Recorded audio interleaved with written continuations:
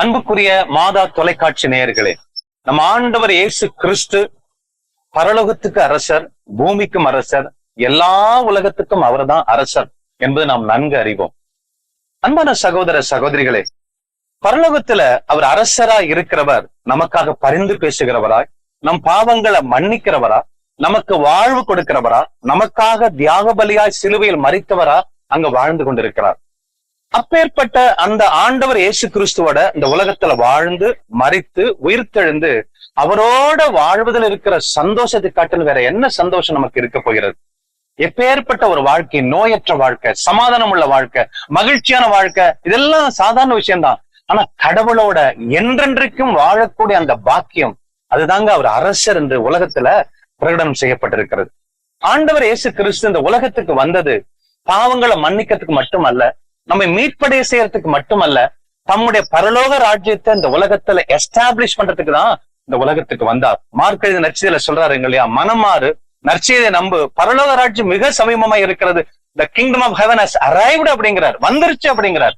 அப்போ ஏற்கனவே வந்திருக்கிற இந்த பரலோகத்துல வாழ்ற நாம இந்த உலகத்துல வாழும் பொழுது அவர் தான் அரசர், மரித்து விண்ணக சென்றாலும் அவர் தான் அரசர். அப்போ விண்ணகத்துல அரசரா இருக்கிறாருங்கிறத புரிஞ்சுக்கிறோம். அதே போல இந்த மண்ணுலைகளும் அவர் தான் அரசர், அரசருக்கெல்லாம் அரசர் என்று திருவெளிப்பாடு புஸ்தகத்துல வாசிக்கிறோம். அப்போ அரசர் அவருதான் அப்படின்னு நம்ம ஏற்றுக்கொள்ளும் பொழுது நம்ம வாழ்க்கை எப்படி இருக்கணும்? நமக்கென்று சுதந்திரம் கிடையாதுங்க. அந்த அரசருடைய வார்த்தைக்கு அப்படியே கீழ்ப்படிவதுதாங்க, அரசனுக்கு கீழ்ப்படிவதுதான் அந்த அரச வாழ்க்கை. அப்பதான் பரலோகத்துக்கு போக முடியும். நம்ம எல்லாம் பெரியவர்கள் என்ன சொல்லி கொடுத்திருக்காங்கன்னா, சுதந்திரம் அல்லது அப்ப ஓனர்ஷிப் என்று தவறான வார்த்தைகளை சொல்லி கொடுத்திருக்கிறாங்க. எப்ப நீங்க இயேசு கிறிஸ்துவை அரசரா ஏற்றுக்கொள்றோமோ, நமக்கென்று ஒரு பொருள் கூட கிடையாது. we cannot claim ownership. when there is no ownership, there is no crime. அப்போ இந்த உலகத்துல இருக்கிற எல்லாமே நம்முடைய அப்பா அரசருடையது என்பதை புரிந்து கொண்டோம் சொன்னா சுயநலத்தை அறுக்க முடியும், பரலோக அரசரோட வாழ்வதற்கு நம்ம ஒப்பு கொடுக்க முடியும். அதே போலத்தான் ஃப்ரீடம், நம்ம இஷ்டம் போல வாழ்றது, இஷ்டம் போல எங்க வேணாலும் போகலாம் என்பதெல்லாம் கிடையாது. கடவுளுடைய ராஜ்யத்துல டெமோக்ரஸிங்கிறதே கிடையாது உண்மையில சொல்ல போனா. ஏனென்றால் கடவுளுடைய வார்த்தைக்கு கீழ்ப்படிவதும் அவர் கட்டளைகளை கீழ்ப்படிவதும் தான் சுதந்திரம். அப்போ அப்படி அந்த வார்த்தைகளுக்கு கீழ்ப்படிந்து மறிக்கிற பொழுது அந்த ராஜாதி ராஜாவோட வாழப்போறோம் பாத்தீங்களா, 1000 ஆண்டு காலம் அரசாட்சியில வாழப்போறோம் பாத்தீங்களா, அப்படி ஒரு மகிமையான ஒரு வாழ்க்கை வாழப்போறோம் பாத்தீங்களா. அதுதானே கிறிஸ்துவ வாழ்க்கைக்கு அஸ்திவாரங்க.